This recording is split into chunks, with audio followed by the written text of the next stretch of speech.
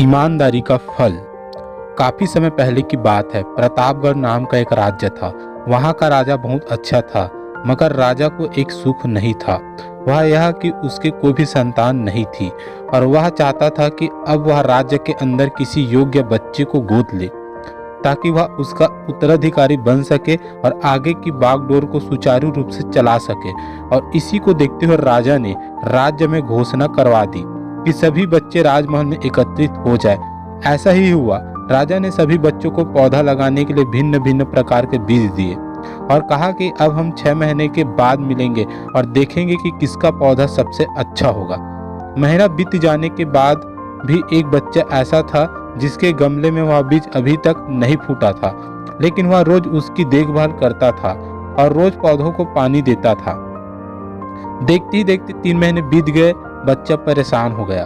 तभी उसकी माँ ने कहा कि बेटा धैर्य रखो, कुछ बीजों को फलने में ज्यादा वक्त लगता है। और वह पौधों को सींचता रहा।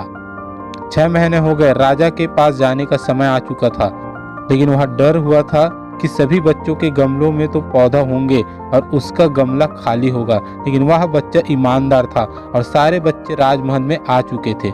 कुछ बच्चे जोश से भरे हुए थे क्योंकि उनके अंदर राज्य का उत्तराधिकारी बनने की प्रबल लालसा थी। अब राजा ने आदेश दिया, सभी बच्चे अपने अपने गमले दिखाने लगे, मगर एक बच्चा सहमा हुआ था क्योंकि उसका गमला खाली था। तभी राजा की नज़र उस गमले पर गई। उसने पूछा, तुम्हारा गमला तो खाली है। तो उसने कहा, लेकिन मैंने इस गमले की 6 महीने तक देखभाल की है। राजा उसकी ईमानदारी से खुश था कि उसका गमला खाली है और फिर भी वह हिम्मत करके यहाँ आ तो गया। सभी बच्चों के गमला देखने के बाद राजा ने उस बच्चे को सभी के सामने बुलाया। बच्चा सहम गया और राजा ने वह गमला सभी को दिखाया। सभी बच्चे जोर से हंसने लगे। राजा ने कहा, शांत हो जाइए, इतने खुश मत होइए। आप सभी के पास जो पौधे हैं वो सब बंजर है। आप चाहे कितने भी मेहनत कर लो, उनसे कुछ नहीं निकलेगा। लेकिन असली बीज यही था। राजा उसकी ईमानदारी से बेहद खुश हुआ और उस बच्चे को राज्य का उत्तराधिकारी बना दिया गया।